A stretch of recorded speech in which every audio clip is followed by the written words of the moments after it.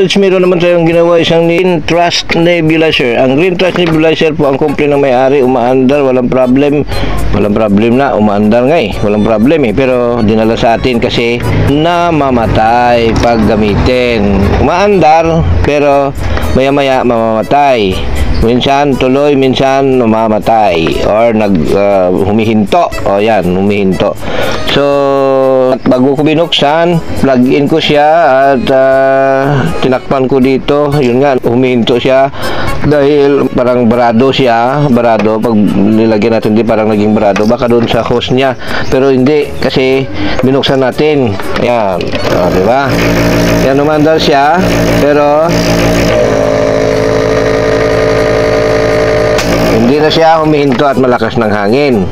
Kanina, pag pinandar at tinakpan ko dito kasi wala siyang yung kanyang set na hose at mask para lagyan ng gamot para magpausok nitong nebulizer, wala pong dala.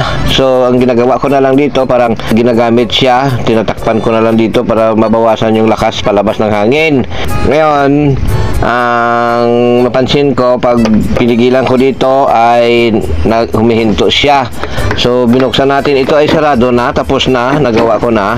Ikukwento ko sa inyo kung ano yung mga titingnan.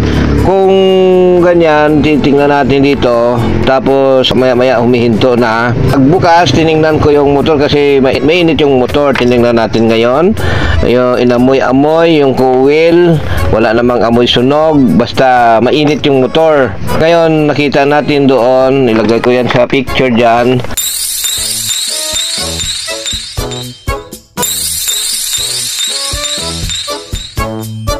na sumasayad pala yung metal sa kapwa metal. Kaya pag huminto dito, kailangan malakas ang ikot,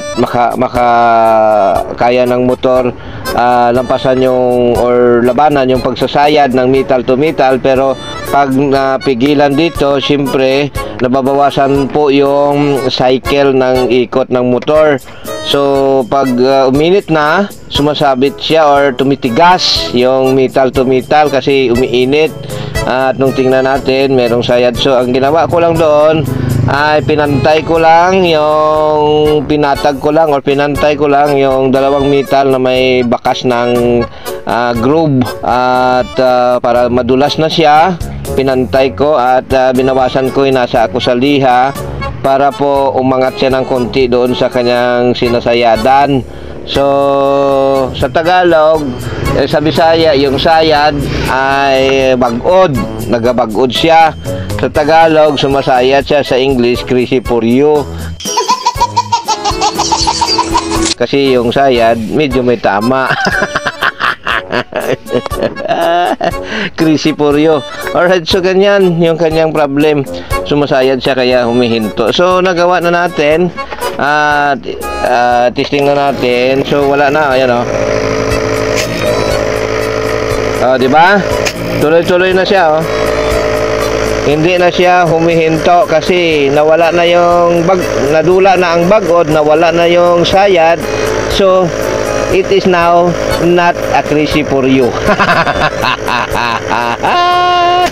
Okay, nandiyan na po yung ating ibabahagi sa inyo. Maraming salamat!